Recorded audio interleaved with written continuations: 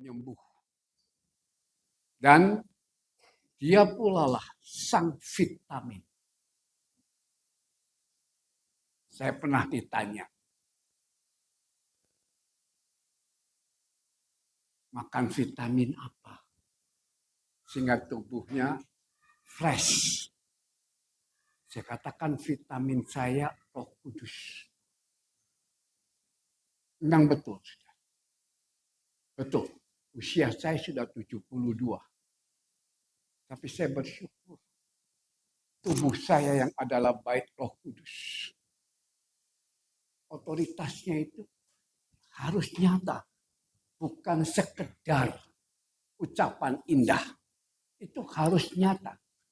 Dominasinya dalam diri kita harus nyata. Ya. Otoritas roh dalam diri kita harus nyata. Agar tubuh yang adalah bait Roh Kudus, Roh Kuduslah yang tinggal dalam diri kita. Dia yang menjaga baitnya. Dia yang menjaga baitnya. Agar baitnya tetap fresh, tetap segar. Saya pernah sakit. Saya Bapak Ibu yang lama pasti pernah tahu. Satu sekali-kalinya. Yaitu prostat. Sampai terpaksa operasi. Ketika saya tanya ke Tuhan. Tuhan, kenapa? Kenapa? Sebab saya belum pernah sakit. Belum pernah opname, sekalinya masuk operasi. Tuhan jawab. Aku yang mengizinkan. Meluaskan. Kenapa diizinkan Tuhan? Kenapa diluaskan? Tidakkah tubuhku bait Tuhan, bait-Mu yang kudus? Itu untuk menjadi tanda. Oh ya, tanda. Supaya pada tubuhmu ada. Okelah Tuhan. Saya belum paham waktu itu. Bantu saya Tuhan, bantu hamba untuk mengerti. Kenapa harus ada tanda? Tanda operasi. Sampai sekarang masih ada, saudara. Masih ada bekas belahannya, bekas jahitannya. Tapi saya bersyukur. Di situ saya dapat pengertian. Perlu ada tanda di fisik. Untuk jadi pengingat dan untuk jadi peringatan. Karena bagaimanapun kita hidup di dunia ini, kita hidup masih dalam tubuh manusia. Masih dalam daging. Kita sangat membutuhkan otoritasnya. Sehingga kalau Tuhan kasih tanda pada bagian tubuh kita tertentu, nikmati. Jangan kita katakan itu hukuman. Itu hukuman. Belum tentu hukuman. Belum tentu. Yang saya alami itu tanda. Oke Tuhan. Baru kemudian berapa hari kemudian Tuhan kasih pengertian. Pengertian yang indah. Yang membuat saya menikmati tanda dari Tuhan. Kekasih Tuhan yang berbahagia. Hidup ini kita di muka bumi. Kita masih hidup secara daging. Amin. Sebagai pilihan Tuhan. Ya, Tuhan tidak sembarang. Alkitab ada 5 lapis pengikut Tuhan. Ada 5 lapis. Nah, kita ada di lapis mana? Semuanya itu dipanggil Tuhan. Semuanya. Semuanya 5 lapis ini mengalami lawatan Tuhan. Mari kita baca. Maaf, kalau baca Alkitab saya mesti pakai kacamata. Karena hurufnya kecil-kecil.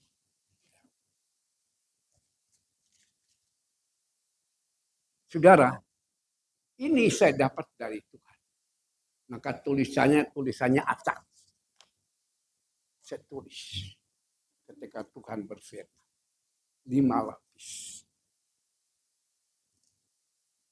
5 lapis pengikut Tuhan Yesus. Tentang penyingkapan sudah ada yang saya bukukan tapi tidak pernah saya jual dan tidak akan saya jual.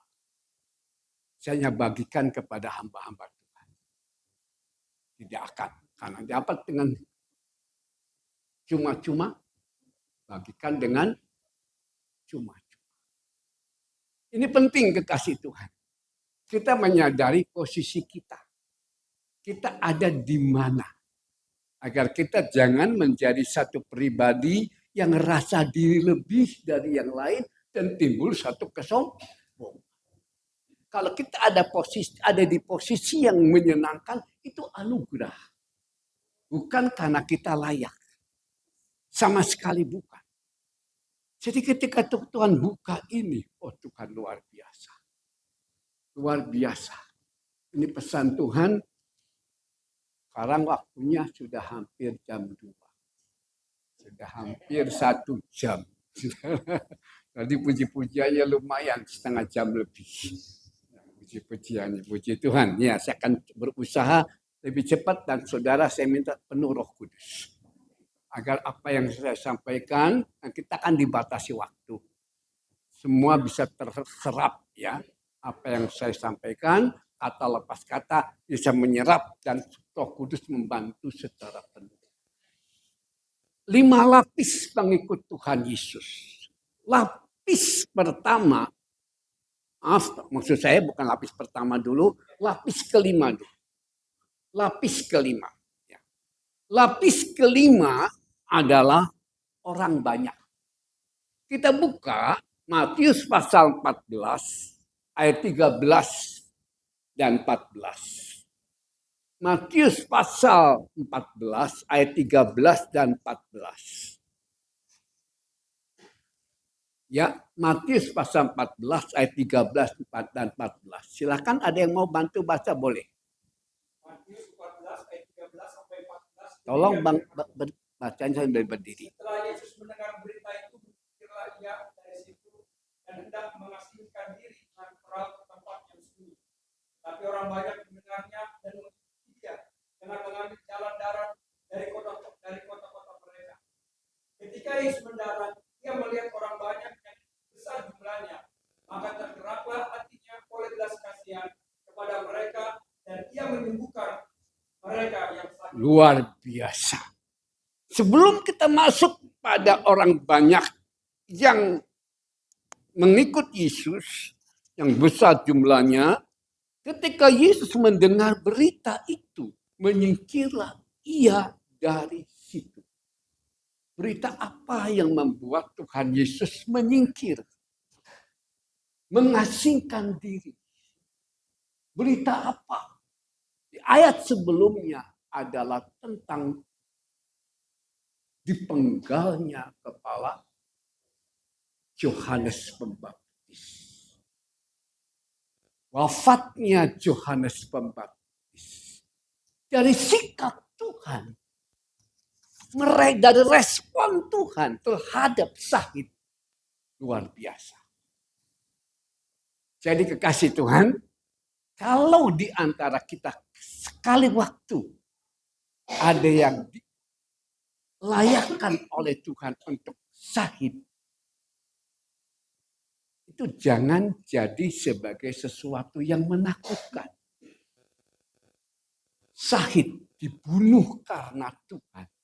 Karena iman kepada Tuhan Yesus itu anugerah. Dan Tuhan mengambil sikap positif. Menyambut. Bahkan ada satu ayat lain di kitab Wahyu. Bahwa di sorga itu ada satu pesta. Menyambut Syahid itu. Kekasih Tuhan, bahkan jumlah Syahid di kitab Wahyu itu dibatasi. Tidak semua orang percaya itu harus syahid. Tidak semua. Saya sendiri mengalami beberapa kali berhadapan dengan eksekutor yang diutus khusus untuk mengeksekusi saya. Tapi orang itu dibuat Tuhan diam. Nggak bisa bergerak. Nggak bisa saya berhadapan. Berapa kali saya alami. Ketika di kampus di Majalengka, 4 orang datang. Yang lain para siswa-siswi sembunyi. Staf sembunyi. Saya tanya, ada apa kalian? Om, itu om. 4 pemuda. Di luar kampus. Ada apa? Dia mau masuk ke sini menghancurkan kita. Oh ya, saya datang 4-4. Karena Tuhan gerakkan saya. Saya datangi 4-4. Saya tanya. Baru berapa langkah, kira-kira berapa langkah menjelang saya datang. Saya dekat menghampiri. Saya, ada apa kalian dalam bahasa Sunda? Mereka bukannya mendatangi, mereka kabur 4-4. Mereka yang kabur. Itu saya mengalami, saudaraku. Saya mengalami. Ya karena Tuhan tidak izinkan saya disakiti. Tuhan tidak izinkan saya sampai dieksekusi. Karena memang Tuhan berfirman, ketika saya berhadapan face to face itu di Sumedang. Tuhan, aku tidak izinkan dia mendatangkan tangan padamu. Oh ya, oke Tuhan. Saya sudah dapat jaminan dari pemilik saya. Saya sudah dapat jaminan. Saya datangi malah angkat kaki saudaraku. Jadi enggak perlu takut. Tuhan Yesus pencipta, pemilik semua. Amin. Yang menciptakan langit, bumi, dan isinya itu Tuhan Yesus. Dan kuasa yang membuat langit dan bumi itu ada dengan isinya, kuasa Roh Kudus sekarang ada pada kita. Amin. Jadi tidak ada alasan untuk kita menjadi takut. Tidak ada alasan. Kalau yang lebih mengemuka dalam diri kita itu rasa takut, sama saja kita mendukakan Roh. Sama saja.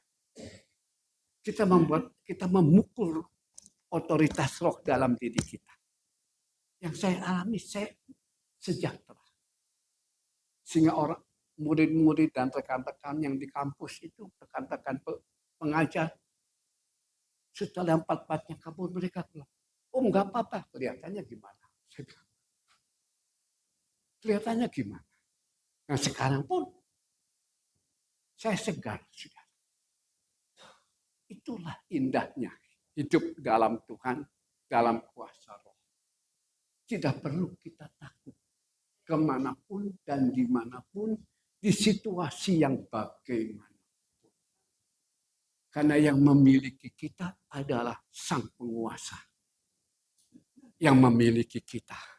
Sang Penguasa, Sang Pencipta. Dia jaminan hidup kita. Kekasih Tuhan yang berbahagia, ada 5 lapis pengikut Tuhan. Di dalam Matius pasal 14 ayat 13-14 kita perhatikan. Jadi ketika Tuhan Yesus mendengar Yohanes Pembaptis dieksekusi, Tuhan Yesus merespon dengan dia mengasingkan diri. Tapi jiwa-jiwa yang sudah merasakan kuasa Tuhan, kasih Tuhan, tidak mengizinkan Tuhan mengasingkan diri. Tuhan didatangi dalam jumlah yang besar. Tuhan didatangi dalam jumlah yang besar. Lalu Tuhan menemui mereka di ayat 13. Tidak mengasingkan diri dengan perahu ke tempat yang sunyi. Tetapi orang banyak mendengarnya dan mengikuti dia dengan mengambil jalan darat dari kota-kota mereka. Tuhan menyeberang pada satu titik. Tapi pada titik itu juga ada jalan darat. Saudara, jadi apa yang kita alami di muka bumi karena Tuhan dan untuk Tuhan. Tuhan itu merespon. Arti merespon, Tuhan tidak akan membiarkan kita susah dan menderita. Tuhan tidak akan membiarkan kita sedih. Tidak akan. Tuhan akan membuat kita mengalami ketenangan.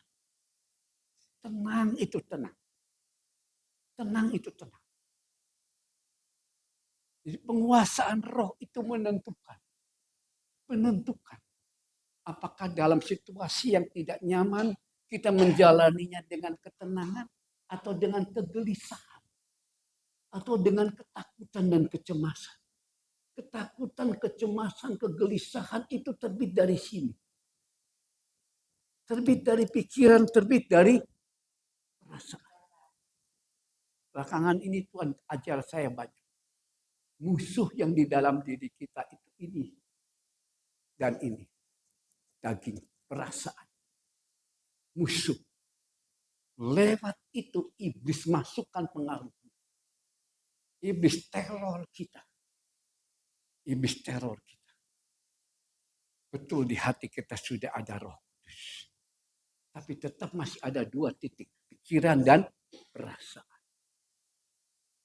Bukti Alkitab banyak. Bukti Alkitab banyak. Di antaranya nanti kita masuk. Secara sepintas tentang salah satu dari 12 murid.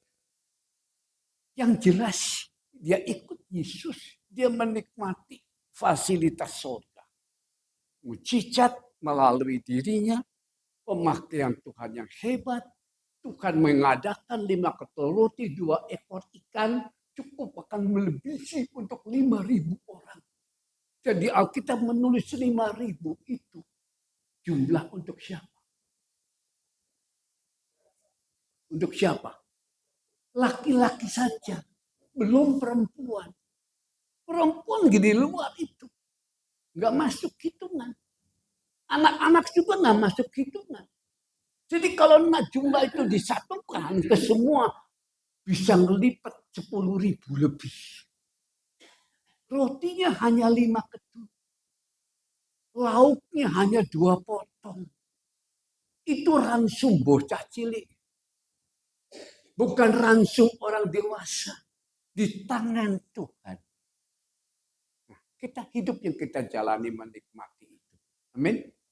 Apalagi sekarang sedang dalam masalah perekonomian dunia ini.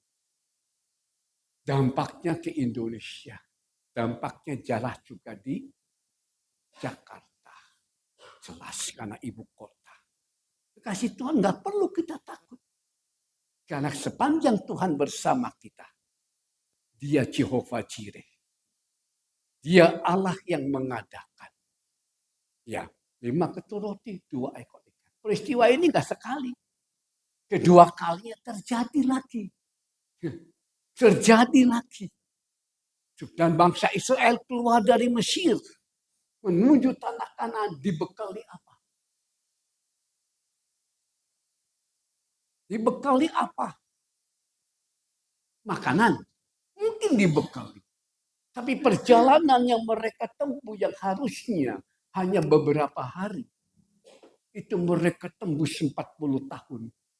Muter-muter di padang gurun. Dari mana mereka bisa makan? Tiap pagi mereka bangun tidur. Atau selesai doa. Di luar kemah sudah ada roti. Tuhan yang bikin roti. Tiap pagi roti mana? Roti sorga. 40 tahun bayangkan. Bukan waktu pendek. Dan itu merupakan nubuat. 40 tahun itu nubuat untuk 40 tahun. Zaman anugerah. Zaman yang sekarang kita hidup. 40 tahun Yobel. 1 Yobel 50. 40 kali 50 berapa? 2.000. Sepanjang 2.000 itu menubuatkan zaman gereja. Tuhan berikan firman langsung. Firman yang langsung. Firman langsung. Bukan hasil susunan kata, bukan hasil dari analisa si jago penulis, jago penganalisa. Maka zaman roh dimulai dari roh kudus. Contohnya Rasul Petrus. Setelah penuh roh kudus, untuk pertama kali dia berkhotbah tanpa ada pegangan apa. Itu di Kisah pasal 2. Dia berkhotbah tanpa pegangan. Sekarang kita punya pegangan Alkitab. Dulu waktu Petrus khotbah, ada pegangan Alkitab. Ada tulisan. Enggak ada karena Rasul belum ada. Rasul sudah ada. Ya. Tetapi belum ada yang menulis. Belum ada yang menulis. Belum ada buku. Petrus khotbah. Hasilnya berapa ribu? 3.000 bertobat dan 3.000 semua diselamatkan. Panen jiwa. Panen jiwa. Nah, itu start awal. Itu memberi petunjuk. Zaman gereja seperti itu. Firman yang di Tuhan anugerahkan itu adalah mana yang turun dari surga. Firman yang dibukakan, firman yang diwahyukan. Nah, kekasih Tuhan, 5 lapis pengikut Tuhan. Nah, di dalam Matius pasal 3, pasal 14, orang mengikut Tuhan begitu banyak. Dan kemudian di samping kanan mereka sangat antusias mengikut Tuhan Yesus. Karena Tuhan Yesus mengadakan yang mereka perlu. Yang sakit sembuh. Yang buta melihat. Yang lumpuh bisa jalan. Dan Tuhan peduli dengan mereka. Tuhan tahu ini orang mengikut Tuhan sudah 3 hari. Tuhan tahu ada ayatnya itu. Belum makan. Akhirnya Tuhan suruh murid-murid. Ada berapa? Gak ada. Hanya anak kecil bawa ransum. Sejumlah yang tadi saya sudah sebut. Dipegang oleh Tuhan. Murid 12 dikumpulkan. Tuhan berdoa. Lalu oleh Tuhan dipecah-pecah. 3 ketul roti dengan 2 ekor ikan. Dipecah-pecah. Dipotong-potong. Nah, dari mana itu tempatnya? Kalau istilah kita sekarang baskom mungkin. Dulu nggak tahu kalau nggak ada sebutannya. Saya gunakan sebutan sekarang baskom atau apa tuh. Ya panci besar. Taruh di situ. 5 ketul itu ransum anak kecil. Bukan ransum orang dewasa. Berapa sih gedenya itu roti? Berapa sih itu besarnya ikan? Di tangan Tuhan. 5 ketul roti, 2 ekor ikan. Murid jalan membagikan. 5.000 orang lebih kenyang. Sisa 12 bakul. Wah, luar biasa. Tuhan menggandakan. Maka saudara dalam hidup, jangan biarkan hidup itu. Ya, jangan biarkan hidup yang kita jalani itu dikuasai oleh angka. Dikuasai oleh jumlah menurut pikiran, menurut perasaan. Biarlah pikiran dan perasaan kita dikuasai betul oleh kuasa roh. Menurut pikiran dan perasaan gak mungkin cukup. Betul, itu betul. Itu betul. Menurut ukuran manusia gak mungkin, itu betul. Ukuran manusia. Tetapi bahasa iman lain. Bahasa iman lain. Saudara, saya menikmati hidup. Anak-anak saya semua 4-4-nya sudah selesai semua kuliah. Dari mana duitnya? Ibu Sitorus tahu persis keadaan kami. Tahu persis seperti apa perjuangan iman. Bapak Ibu Huta Barat tahu persis perjuangan. Yang lama-lama di sini tahu persis seperti apa hidup bergantung sama sebagai hamba Tuhan. Toh semuanya selesai kuliah. Semuanya. Dari mana dananya? Jehovah Jireh. Kami menikmati, saudara. Jadi karena itu, hidup yang kita jalan, jangan sekali-kali mengandalkan kekuatan sendiri. Jangan sekali-kali mengandalkan itu. Gantungan kita hanya satu, yaitu Tuhan. Nah, kita lihat manusia pada waktu itu. Mereka mengalami lawatan Tuhan. Kemana Tuhan pergi, mereka kejar. Jumlahnya besar.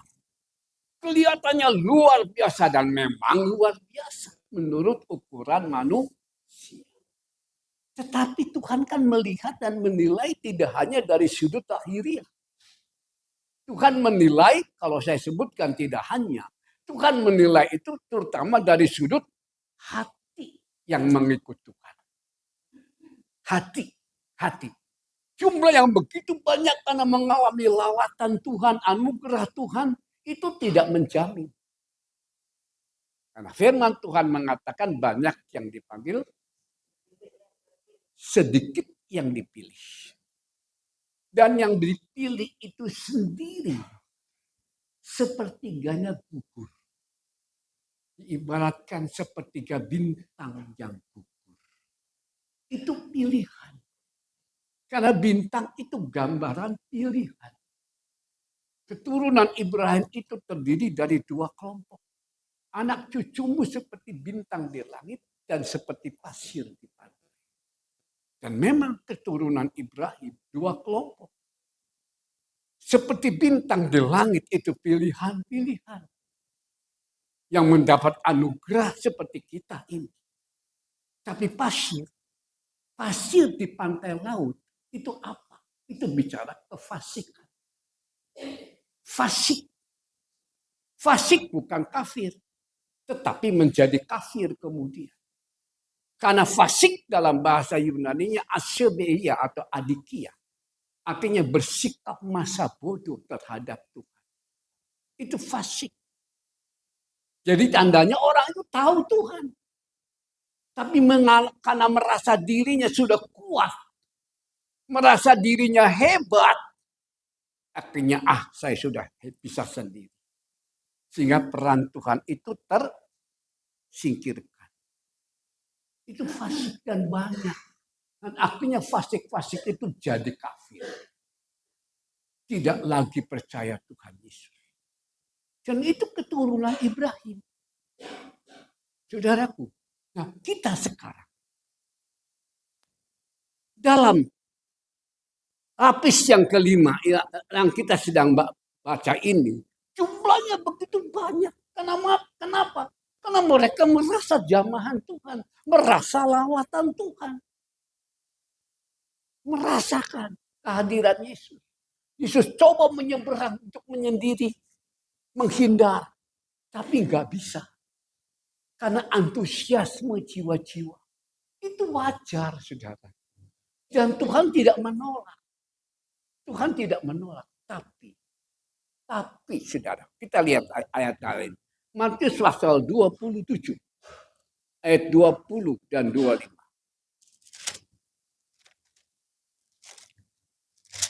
Matius pasal 27 ayat 20 dan 25. Ya. Matius pasal 27 ayat 20.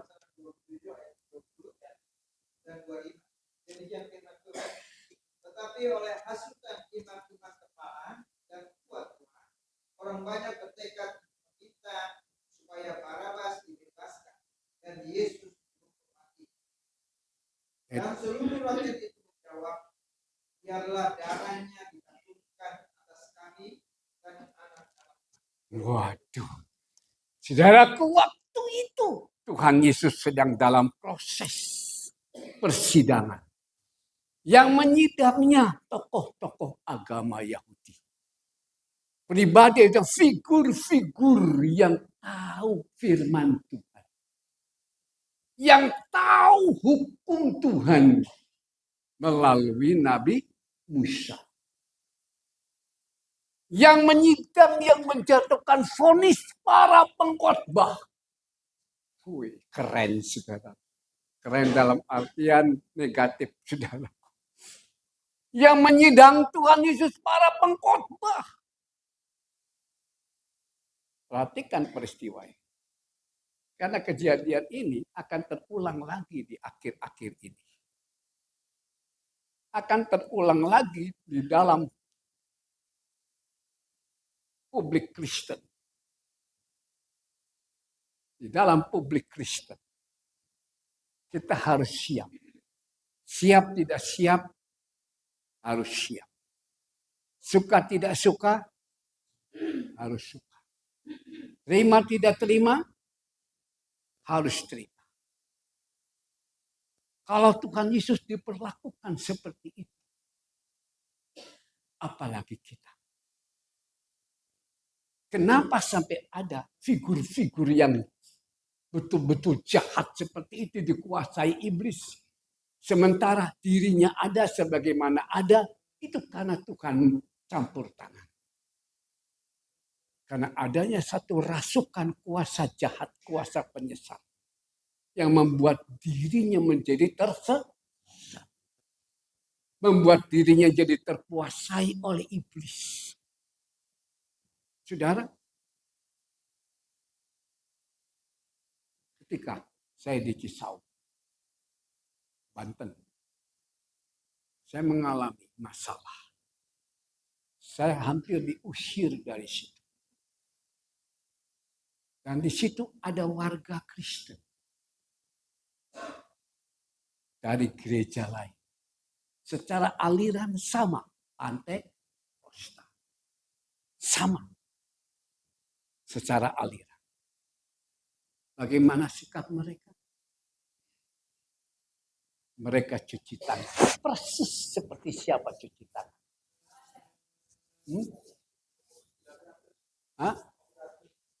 Persis si Pilatus cuci tangan. Ketika menyidang Yesus dan harus menjatuhkan vonis, Pilatus cuci tangan. Padahal Pilatus tahu Yesus enggak salah. Enggak layak dihukum. Tapi demi penyelamatan karirnya. Ya, demi karirnya. Dia cuci tangan. Kristen yang di situ malah mendorong saya. Om, sudah tinggalkan tempat. Saya mendengar itu, saya ketawa. Meninggalkan, kenapa? Saya mesti harus meninggalkan tempat ini. Saya tidak akan meninggalkan kecuali Tuhan yang suruh.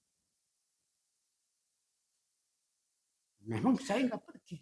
Seperti yang saya pernah ceritakan tadi. Saya menghadapi oknum-oknum itu. Face to face. Jadi Tuhan sudah mempersiapkan sedemikian rupa. Dan saya bisa ada sekarang bagaimana saya ada. Karena betul-betul Tuhan yang melindungi dan menyertai. Bukan oleh kuat dan bukan oleh kata. Luar biasa. Saudara. Jadi kalau saudara kelak menjumpai di tempat masing-masing. Ya, karena sekarang ini lagi lumayan ramai. Lumayan ramai. Adanya gerakan-gerakan tertentu yang cenderung mengintimidasi ke Kristus. Ada gerakan tertentu. Nah, apakah gerakan itu ditangkap, dibungkam? Enggak. Enggak. Malah dibiarkan. Malah dibiarkan. Nah, saudaraku, itu hanya riak-riak kecil. Itu hanya riak-riak kecil. Kita sedang menuju kepada yang sebenarnya. Makin ke depan, itu menjadi makin besar. Sebab kita hidup di penghujung zaman anugerah. Saya ingatkan, kita hidup di penghujung zaman anugerah. Bukan di pertengahan, bukan di awal. Ya, kita hidup di penghujung. Zaman anugerah itu dimulai dari pencurahan Roh Kudus. Dan diakhiri kedatangan Tuhan yang kedua kali. Ini zaman, ada 3 zaman. Zaman Bapa. Itu dimulai dari Adam, diakhiri dengan Ibrahim. Itu 2000 tahun. Waktu saya periksa, saya teliti 2017 tahun. Zaman kedua dimulai dari Ishak, diakhiri dengan Yesus. Disebut zaman anak. Itu pun saya teliti, saya periksa 2017. Sampai 2017. Nah sekarang kita ada zaman anugerah yang disebut zaman roh. Dimulai dari pencurahan roh di Kisah pasal 2. Diakhiri kedatangan Tuhan yang kedua kali. Sekarang zaman anugerah yang kita jalani sudah berapa tahun? Secara kalender internasional sekarang 2023. Di kalender Alkitab sekarang ini 2050. Bukan lagi 23, 2050. Kalender Alkitab. Karena menurut kalender Alkitab, 1 tahun itu 360 hari. Kalender internasional ada tambahan. Januari 31. Maret 31. Mei 31. Ada tambahan. Kalau kalender Alkitab bulat 30. Semua 30. Termasuk Februari juga 30. Itu kalender Alkitab. Jadi 1 tahun 360 hari. Saudara, itu pembedaan. Dan sekarang dengan selisih waktu. Itu dihitung. Kita ini sekarang di 2050. Menurut kalender Alkitab. 2050. Penghujung banget. Jadi kita tidak boleh berpikiran sempit. Berpikiran yang duniawi. Masih lama. Siapa bilang masih lama? Secara ucapan entah sambil bergurau atau nganggap enteng atau merasa itu nggak mungkin kejadian. Ini sudah akhir zaman. Tapi pengucapannya ketika ngomong akhir zaman kok kayak pengucapan orang bergurau. Sebagai bahasa candaan. Sebagai bahasa kelakar. Ini benar sudah akhir zaman. Kejadian-kejadian yang ada di sekeliling kita. Penghalalan yang jahat. Ya, pembenaran yang tidak benar. Ini sedang tumbuh di mana-mana. Dengan apa kita bisa menangkal? Dengan apa kita bisa melindungi diri? Dengan apa kita bisa membedakan antara yang benar dengan yang tidak? Kita hanya bisa membedakan kalau dalam diri kita ada kuasa kebenaran yaitu Roh. Karena Tuhan Yesus mengatakan kalau penolong itu datang padamu itu di Yohanes pasal 16, pasal 14, dia akan memimpin kamu ke dalam seluruh kebenaran. Dia. Jadi bukan karena kita hafal Alkitab. Bukan. Betul Alkitab isinya tulisan firman. Tapi betulkah 100% firman? Betulkah 100% firman Allah? Saya temukan beberapa ayat. Tidak asli. Saya temukan beberapa ayat. Saya bersyukur saya dapatkan karena saya melayani Tuhan sejak tahun 69. Dan saya sempat mengajar beberapa puluh angkatan di sebuah sekolah Alkitab. Dan sempat mendirikan sekolah Alkitab sendiri di Sumedang. Jadi bicara tentang pengetahuan Alkitab, saya mengerti karena Tuhan telah membekal. Terlebih dari itu penguasaan roh di atas segala-galanya. Saya percaya tiap saudara sudah penuh Roh Kudus. Siapa yang belum penuh Roh Kudus? Yang belum berbahasa roh? Banyak. Aduh, janganlah. Kita hidup di akhir zaman. Ya, kita butuh penolong. Amin. Saya dengar ada yang mau dibaptis. Siapa yang mau dibaptis? Tolong angkat tangan. 1, 2, 3, 4, 5, 6, 7. Tadi katanya saya dengar ada 8. 9. Iya. Ya. Perhatikan firman Tuhan ini. Kita yang hidup sekarang di akhir zaman, saya bersyukur Tuhan singkapkan 5 lapis pengikut Yesus ini. Sambil kita mengkoreksi diri kita masing-masing. Amin. Sambil supaya kita tahu kita ada di posisi mana. Yang pertama tadi adalah yang sedang kita bahas adalah lapis kelima. Ya, lapis kelima. Dan di dalam Injil yang tadi kita sudah baca, Matius pasal 27. Orang banyak itu akhirnya menjadi pengkhianat. Yang tadinya berteriak di pasal yang kemana? Pasal 14. Tuhan Yesus mengasingkan diri, dikejar. Tapi karena pengaruh dari para pengkhotbah Yahudi. Para imam, para ahli Taurat, para Farisi. Ya, akhirnya mereka berbalik belakang. Mereka akhirnya menunjukkan sikap yang anti dan yang membuat Tuhan Yesus sampai disalibkan secara ukuran manusia. Secara ukuran manusia. Karena suara terbanyak. Orang Romawi sendiri nggak berani. Pilatus saja cuci tangan kok. Karena dia tahu yang dihadapi siapa. Tapi karena sebab yang dihadapi Tuhan Yesus dan dia menghadapi masa yang begitu besar. Pilatus serahkan. Kasih Tuhan. Jadi yang diperhadapkan adalah apa kata manusia. Bukan apa kata Tuhan. Bukan apa kata kebenaran. Itu realita. Kekasih Tuhan yang berbahagia dan diberkati Tuhan. Orang banyak ini yang begitu rupa di dalam Matius pasal 14 berbalik. Inilah yang menjadi penyebab. Ini lapis yang kelima. Sekarang lapis yang keempat. Ya. Lapis yang keempat. Kita buka, ini tentang 70 murid.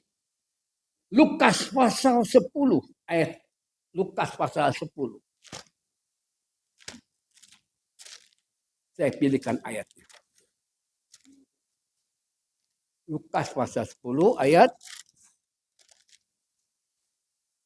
1. 1 dan 2. Lukas pasal 10 ayat 1 dan 2. Lukas pasal 10 ayat 1 dan 2 dari firman Tuhan. Kemudian daripada itu Tuhan menunjuk 70 murid yang lain. Lalu mengutus mereka berdua-dua mendahulunya ke setiap kota dan tempat yang hendak dituju. Katanya kepada mereka, tuaian memang banyak, tetapi pekerja sedikit. Karena itu mintalah kepada Tuhan yang mempunyai tuaian, supaya ia mengirimkan pekerja-pekerja untuk tuaian. Ayat 3. Ayat 3 dan 4.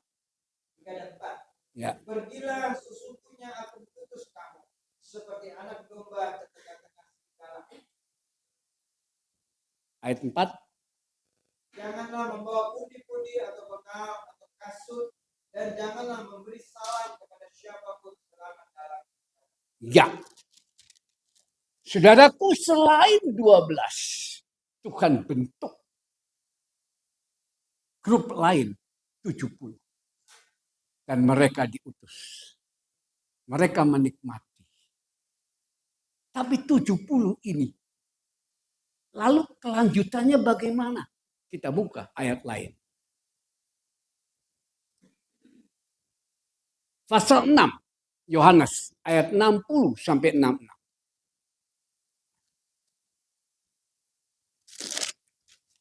Woi, sudah hampir setengah. Ayat 60 sampai 66. Sesudah mendengar semuanya itu, banyak dari murid-murid Yesus yang berkata, perkataan ini keras. Perkataan ini keras. Siapakah yang sanggup mendengarkan?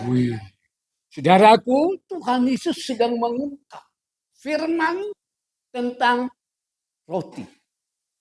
Yohanes pasal 6 kan temanya tentang roti hidup. Tuhan Yesus mengungkap tentang apa itu roti hidup. Penghujung ungkapan roti hidup adalah daging Tuhan Yesus. Dan itu direaksi oleh murid. Khususnya yang berjumlah 70 terus. Dan mereka berkata, perkataan ini keras. Siapakah yang sanggup mendengarkannya? Terus, iya. Yesus yang di dalam hatinya tahu bahwa murid-muridnya bersungut-sungut tentang hal itu. Berkata kepada mereka, adakah perkataan itu menggoncangkan iman? Saudara, mereka berharap mengikuti Yesus itu seperti yang mereka alami kemarin-kemarin. Mujizat, keajaiban. Waduh, semua istilah orang Jawa dicumponi. Ya, nggak ada roti. Tuhan buat roti yang sedikit jadi banyak. Itu harapan. Dan itu harapan umumnya Kristen. Harapan umumnya Kristen. Ikut Tuhan memang ada ayat. Tuhan memberkati betul. Betul nggak salah. Tapi kalau yang jadi konsentrasi, jadi pusat, jadi harapan, itu berkat tok. Itu sesat. Itu nggak betul.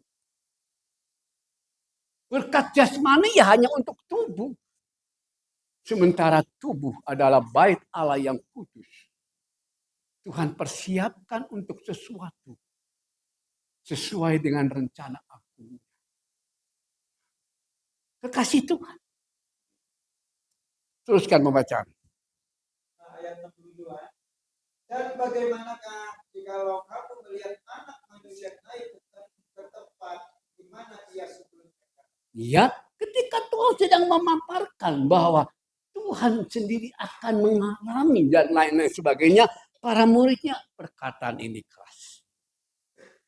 Khotbah ini keras. Saya nggak mau dengan khotbah yang keras. Saya mau dengan khotbahnya yang empuk, yang lembut, penuh dengan janji. Tidak sedikit orang Kristen dengar khotbah keras, angkat kaki. Nggak mau. Aduh. Dalam kehidupan saya mengiring Tuhan, melayani Tuhan, saya menikmati. Saya menikmati Tuhan bentuk saya lewat cara Tuhan memproses sedemikian rupa. Terus saya kelas 2 sekolah Alkitab, kelas 2 siswa. Tapi sambil merintis membuka jemaat di kota Arjawinang. Tiap Sabtu berangkat. Naik kendaraan umum. Diizinkan oleh direktur. Kalau saya masuk kelas 2. Kelas 2. Masih siswa. Belum pendeta. Belum. Masih siswa. Masuk Arjawinang merintis. Sampai jadi jemaat. Sampai jadi. Kebaktian dewasa. Kaum ibu, kaum bapak, pemuda, remaja, sekolah minggu. Luar biasa. Tapi di penghujung, menjelang saya selesai kelas 2, saya dapat tugas ke Banten, di Sau. Tuhan, ini jemaat gimana? Aku yang atur. Akhirnya diserahkan ke teman saya yang satu kelas. Di penghujung ketika sebelum wisuda, mereka itu menikah. Dua-dua teman saya sekelas. Saya yang jadi orang tua. Padahal umurnya yang laki-laki 1,5 umur saya. Yang perempuan 5 tahun, 6 tahun lebih tua dari saya. Saya itu jadi wali orang tua pengantin laki-laki. Yang orang tuanya nggak bisa datang. Karena orang tuanya ada di Sumatera. Saya jadi orang tua. Pada umurnya 1,5 umur saya. Nah, itu pengalaman saudaraku. pengalaman. Itu tahun 71 ya. Umur saya baru 20 tahun. Yang menikah umurnya 35 tahun. Saya jadi orang tua untuk umur yang 35. Keren, saudaraku. Waduh, luar biasa. Luar biasa. Itu pengalaman yang ini saya jalan. Waktu catatan sipil, saya jadi orang tua. Wakil orang tua. Wih, keren. Sampai catatan sipil, orang tuanya umurnya lebih muda. Untuk catatan sipil bingung, yang bagaimana nggak bingung, saudara. Biasanya wali orang tua itu kan umurnya lebih tua. Oh, ini umurnya lebih, nggak mau dia pakai yang lain. Saya minta Nur Eka jadi wali orang tua saya. Saya senyum. Oke saja, jalan. Itu pengalaman-pengalaman hidup yang mewarnai. Kekasih Tuhan yang berbahagia. Jadi penempaan Tuhan itu membuat kita menjadi satu pribadi yang betul-betul dilengkapi. Amin. Supaya di kondisi situasi yang bagaimanapun kita siap. Ya, tidak kekanak-kanakan. Kasih Tuhan. Di dalam ayat yang tadi sudah dibaca jelas sekali dalam Yohanes pasal 6, teruskan. Ayat 63. Rohlah yang memberi hidup, daging sama sekali tidak berguna. Iya, terus. Perkataan yang kukatakan kepadamu adalah roh dan hidup. Ayat 64. Tetapi di antaramu ada yang tidak percaya, sebab Yesus tahu dari semula siapa yang tidak percaya dan siapa yang akan menyerahkan dia. Lalu ia berkata, sebab itu telah kukatakan kepadamu, tidak ada seorang pun dapat datang kepadaku kalau Bapa tidak mengaruniakannya kepadanya. Mulai dari waktu itu, banyak murid-muridnya mengundurkan diri dan tidak lagi 70 meninggalkan Tuhan. Karena apa? Karena ungkapan firman yang keras. Karena ungkapan firman yang tajam. Yang membuatnya ketakutan. Inginnya kalau ikut Tuhan damai. Ya memang damai. Sukacita, ya memang sukacita. Tetapi tantangan hidup tetap harus dihadapi. Namun indahnya, kalau kita jadi pengikut Tuhan, Tuhan menyertai dan membuat kita mampu. Amin. Kasih Tuhan yang berbahagia, murid-murid yang 70 mundur. Jangan kaget. Dan 70 ini juga dipakai Tuhan. Sempat menikmati diutus Tuhan. Mujizat kesembuhan terjadi. Tetapi apakah itu membuat dirinya jadi berubah? Harusnya iya. Karena menikmati lawatan. Tapi ternyata tidak. Kasih Tuhan ini lapis keempat. Dan tidak sedikit lapis keempat itu saya lihat bukti lapangan. Saya lihat bukti lapangan. Saya bersyukur tentang waktu perjalanan hidup 69 sekarang 23. 50 tahun lebih. 50 tahun lebih saya ada di ladang. Saya menikmati seperti apa penyertaan Tuhan. Saya penuh Roh Kudus November 68. Saya penuh Roh Kudus November 68. 69 saya berangkat sekolah Alkitab. Saudaraku di situ saya menikmati petuntunan Tuhan. Jadi saudara bisa bayangkan 68, ambil 69. Sampai sekarang berapa puluh tahun? 50 tahun lebih. Saya ada dalam roh. Karenanya siapapun yang coba membuat pengajaran roh ini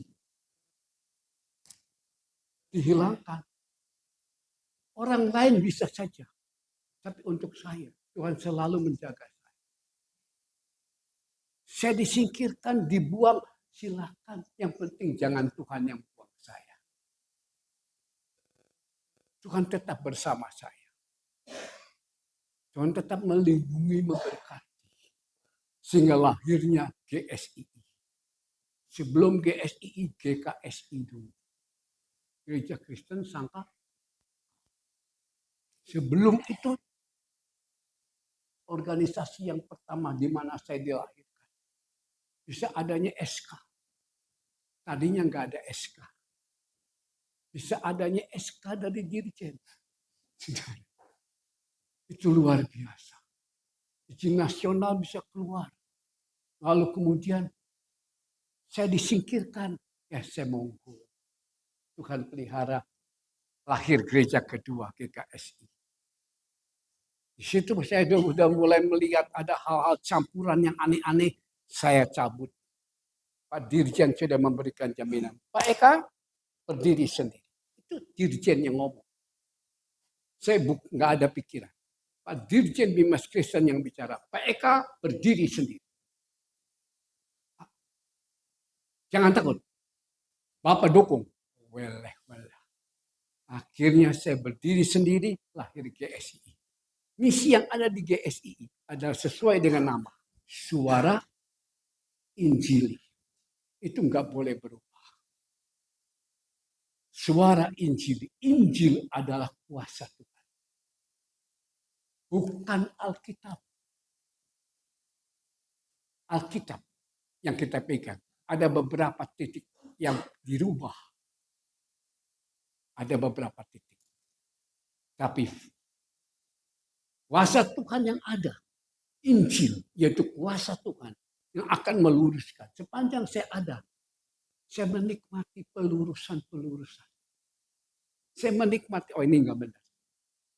Tuhan kasih tahu, ini salah. Saya cek ke terjemahan lain. Bahasa Inggris. Saya cek ke bahasa Jawa. Bahasa Sunda.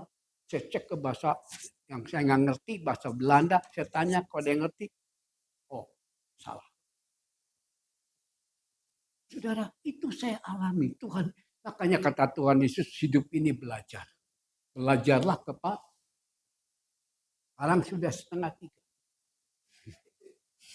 Istri saya sudah kasih kode.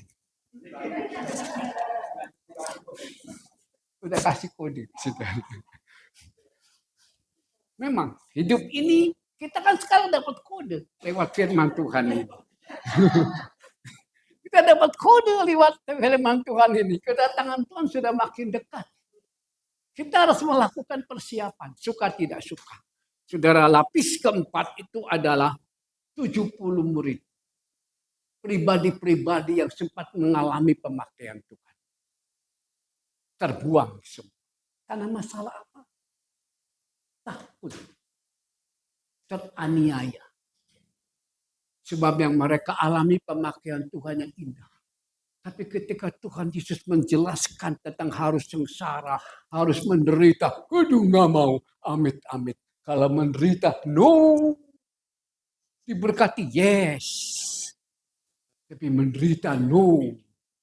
Mereka mundur. 70 murid pergi. Yang orang banyak pergi. 70 pergi. Jadi saudara mengikut Tuhan.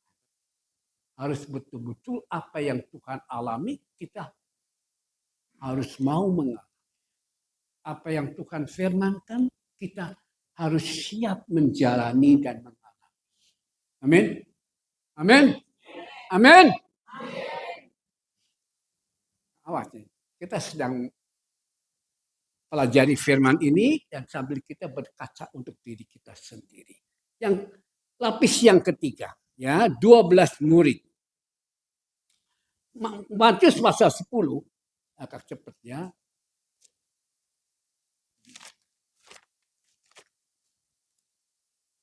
Ayat 1 sampai 5. Matius pasal 10 ayat 1 dan 1 sampai 5. demikian firman Tuhan. Yesus memanggil 12 muridnya dan memberi kuasa kepada mereka untuk mengusir roh-roh jahat dan untuk menyiapkan segala penyakit dan segala kelemahan.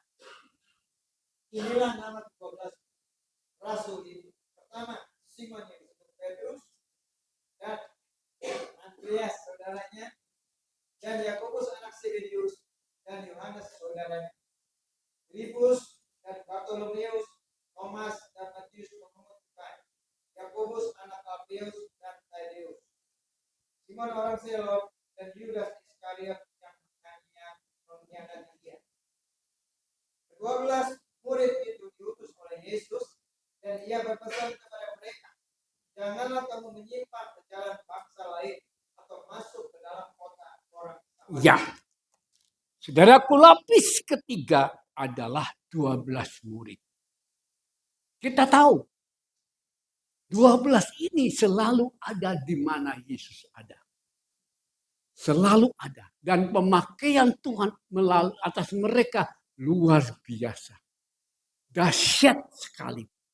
Dan mereka menikmati lawatan lepas lawatan Tuhan. Pemakaian Tuhan membuat banyak bangsa-bangsa diberkati Tuhan. Itu lapis ketiga yang disebut rasul. Kalau istilah zaman sekarang Pak Pendeta. Ya. Para rasul ini 12 ini melalui proses pendidikan khusus. Di mana Tuhan ada, kemana Tuhan pergi, di situ mereka ada. Tuhan tidur di mana, di situ para murid tidur di situ. Tuhan makan apa, para murid makan itu juga. Itu yang dialami. Itu proses pendidikan. 12 murid ini mengalami pendidikan langsung. Baik pendidikan firman, dia dengar di antaranya di Matius pasal 5 itu. Kemudian ada ayat-ayat lainnya, dia dengar langsung. Dan juga ada proses lain, dia menikmati keajaiban lepas keajaiban. Ketika membagikan roti, mereka kaget. Karena di tangan gurunya itu hanya ada 5 ketul roti, 2 ekor ikan kecil-kecil. Tapi dibagikan, murid-murid dibagikan 5.000 orang lebih. Ketika dikumpulkan sisanya 12 bakul penuh. Murid-murid mengalami, tangannya merasakan keajaiban. Merasakan mujizat. Karena mereka betul-betul diproses Tuhan. Tapi gilirannya kesukaran itu terjadi. Gilirannya masalah itu terjadi. Kita lihat beberapa ayat lagi. Ya. Yohanes pasal 13. Yohanes pasal 13.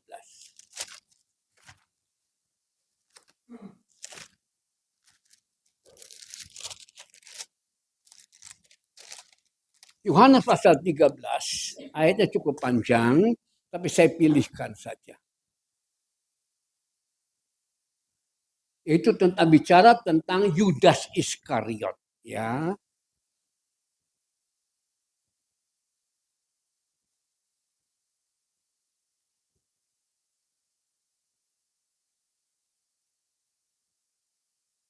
Yohanes pasal 13 ayat 21 sampai 30. Ya. Yohanes pasal 13 ayat 21 sampai 30.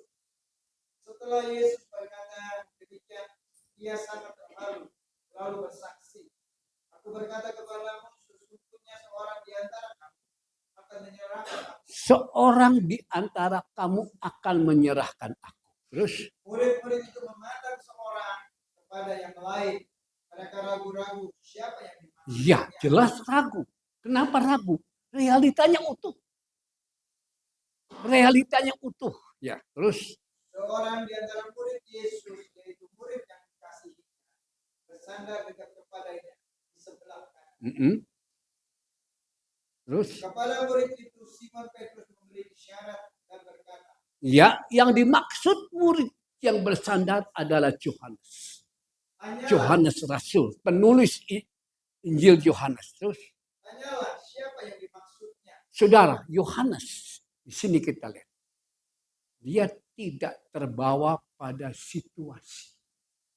Ketika Tuhan bicara tentang siksa aniaya, para murid bereaksi secara fisik.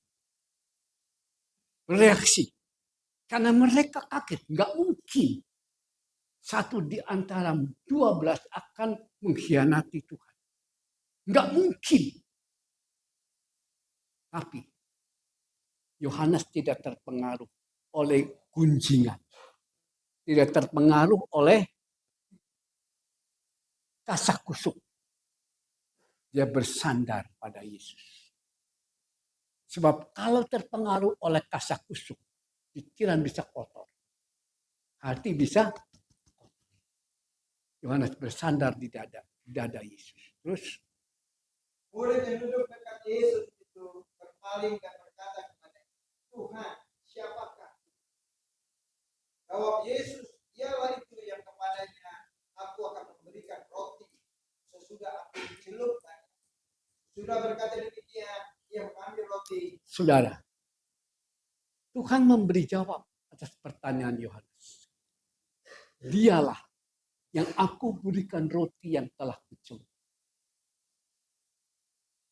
Yang tahu hanya yang bersandar. Yang lain tidak tahu.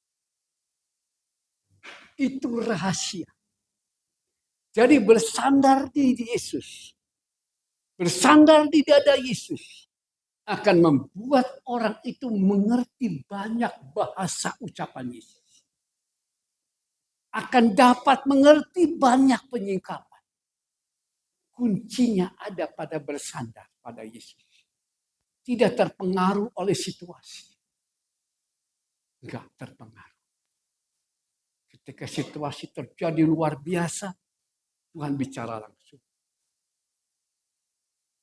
Aku yang memiliki diri.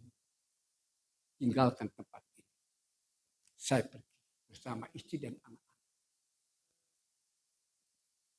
Aku yang memiliki diri. Tinggalkan tempat ini. Saya berangkat. Orang tahu saya diusir. Memang diusir. Tapi yang saya mengalami tidak. Sehingga sekarang mereka mengalami hal-hal yang hadirat. Saya sempat datang ke sana. Secara manusia. Saya sedih. Hadirat Tuhan tinggal kenangan masalah. Tinggal kenangan masalah. Kegiatan tetap ada, tapi semuanya adalah lahiriah semata. Kasih Tuhan itulah. Jadi Yohanes bersandar. Jadi ketika Tuhan berkata kepada siapa aku berikan roti. Teruskan bacaan. Dia mengambil roti dan celupkannya. Dia memberikannya kepada Yudas, anak Simon Iskariot. Dan sesudah Yudas menerima roti itu, dia kerasukan iblis. Maka Yesus berkata kepadanya, apa yang hendak kau perbuat, perbuatlah segera. Tetapi tidak ada seorang pun dari antara mereka yang duduk makan itu mengerti apa maksud Yesus mengatakan itu kepada Yudas. Karena Yudas memegang kas, ada yang menyangka bahwa Yesus yang memberi apa-apa yang perlu rakyat itu, atau memberi apa-apa kepada orang miskin. Yudas menerima roti itu, lalu segera pergi. Pada waktu itu hari sudah malam. Saudara, yang tahu bahasa Yesus hanya Yohanes. Apa yang kamu ingin perbuat. Di telinga murid lain, Yudas dapat tugas. Karena Yudas pegang uang. Tetapi di telinga Yohanes, bukan. Nah, disinilah dekat dengan Tuhan akan dapat mengerti bahasa Tuhan. Ini penting untuk kita, saudara. Kalau kita tidak dekat atau kurang dekat, bahasa Tuhan akan membuat kita bingung. Tapi kalau dekat dengan Tuhan, bersandar pada Tuhan, kita paham bahasa Tuhan. Itu penting untuk langkah kita ke depan lebih pasti. Jangan bercanda ya. Ini firman Tuhan lagi disampaikan. Ya. Kalau mau bercanda silakan di luar saja. Jangan di dalam ruangan. Terima kasih. Jadi saudaraku, dari 12 hanya satu yang mengerti, yaitu Yohanes. Kepada siapa aku berikan roti? Itu tanda. Roti perjamuan kudus. Jadi kalau saudara ikut perjamuan kudus, hatinya jelek, bahaya untuk saudara. Ikut perjamuan suci, hatinya busuk, bahaya. Buktinya, contohnya Yudas. Justru kepada Yudas, Tuhan Yesus kasih duluan itu roti. Dengan kata-kata apa yang kau ingin perbuat.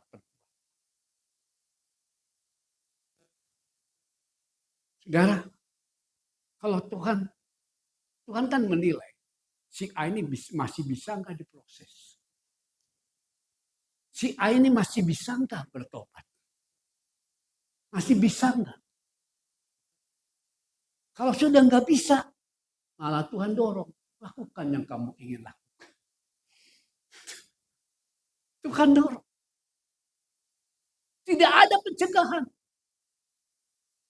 Tidak ada. Saudara, ini yang berbahaya untuk posisi kita. Makanya jangan anggap enteng anugerah.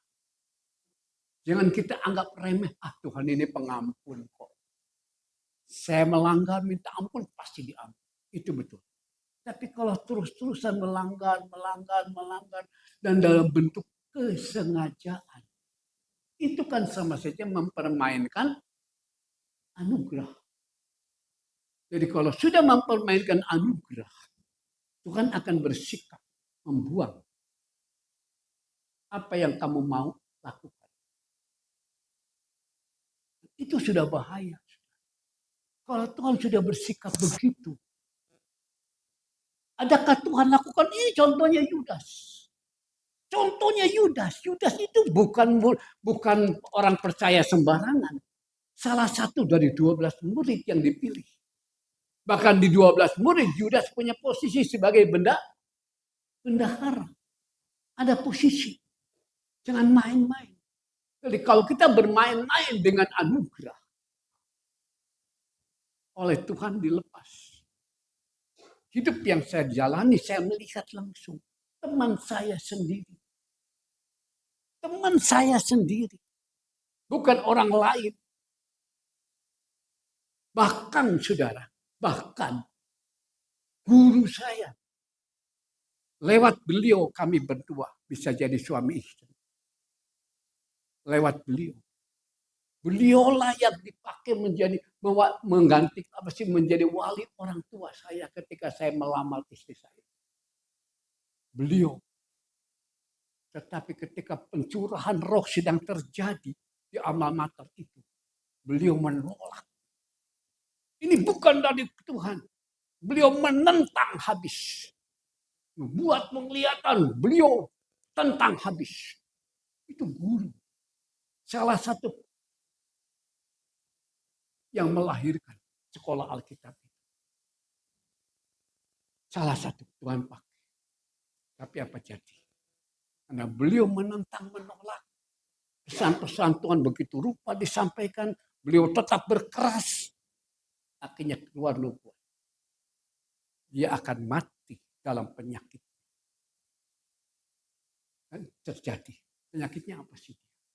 Dia punya penyakit paru-paru. Padahal sedang dalam proses penyembuhan. Sebelum Tuhan berfirman begitu lewat nubuat, aku kembalikan penyakit. Sudah ada nubuat itu. Aku kembalikan. Kami dengar gitu, Tuhan, tolong Tuhan. Kalau boleh. Tapi ya, merasa diri hebat, merasa diri kuat, merasa diri luar biasa.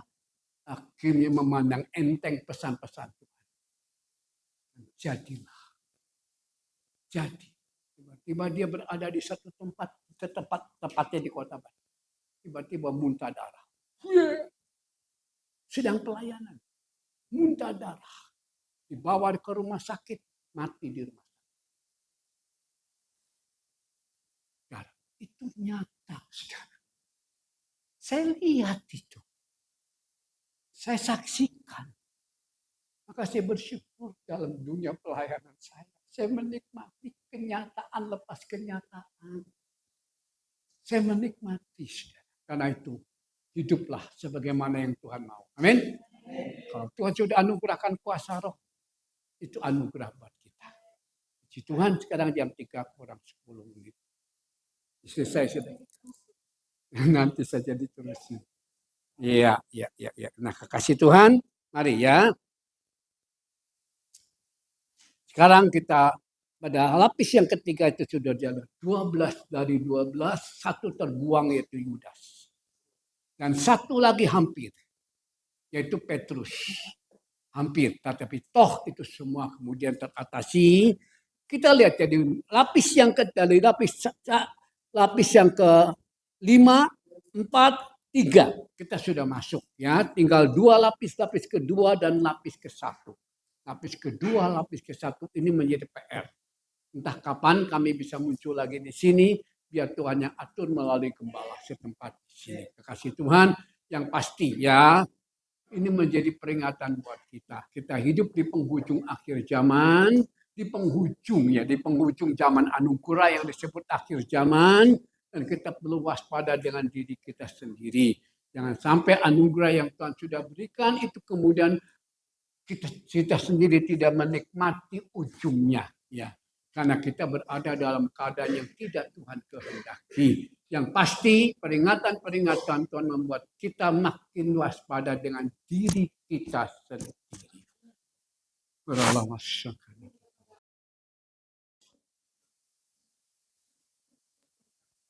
Silakan yang mau dibaptis.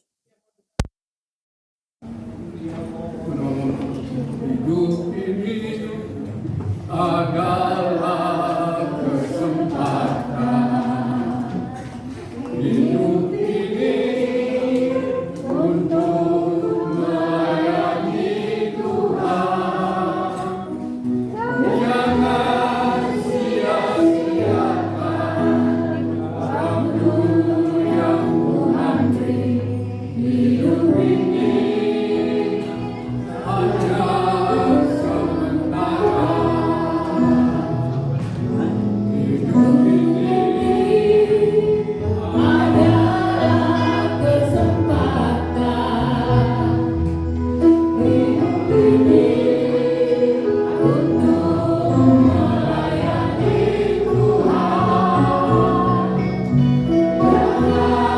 sia-siakan waktu yang Tuhan beri. Hidup ini harus jadi berkah. Oh Tuhan, pakailah hidupku selagi aku masih kuat. Bila saatnya nanti tak berdaya lagi, hidup ini sudah jadi berkah. Oh Tuhan, pakailah hidupku selagi aku masih kuat. Bila saatnya nanti tak berdaya lagi, hidup ini sudah jadi berkah. Oh Tuhan, pakailah hidupku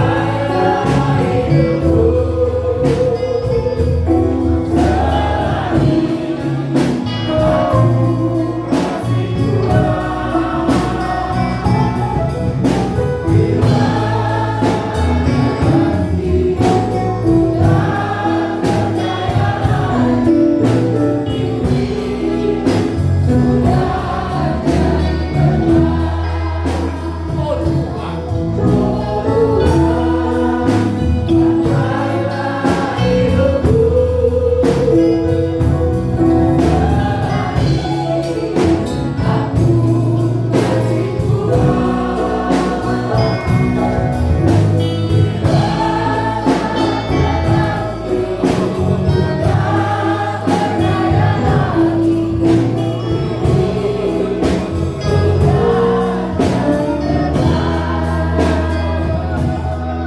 Saya minta para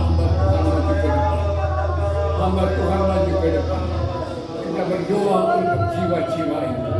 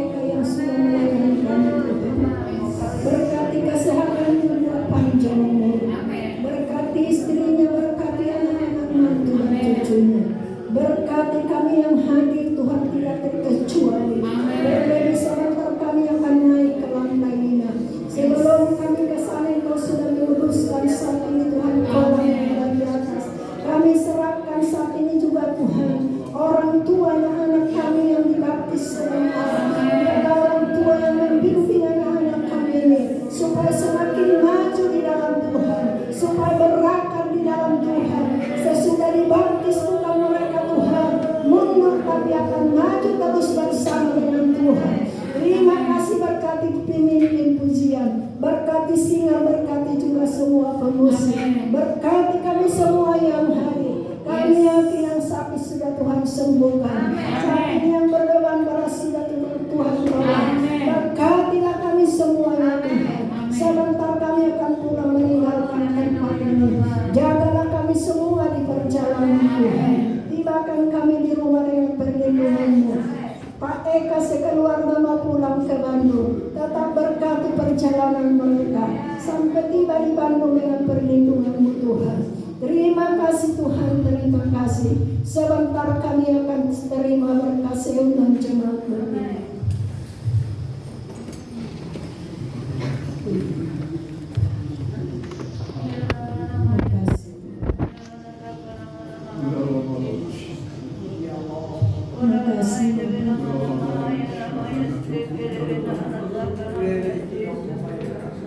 Persembahan kedua belum tetap kita naikkan pujian. Makasih Tuhan. Tetap persiapkan hati kita memberi untuk Tuhan karena memang waktu yang saat ini mepet sudah.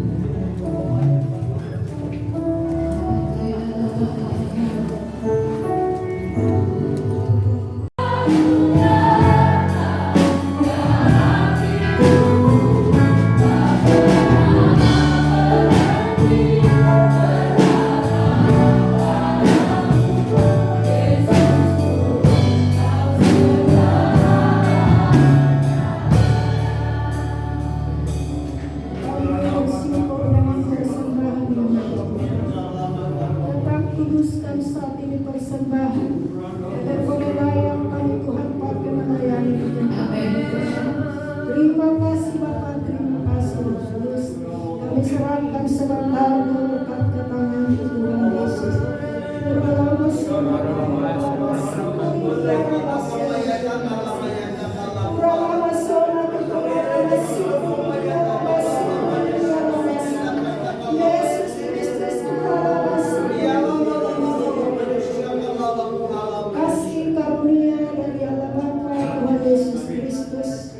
Menyertai kita, memberkati kita sekalian.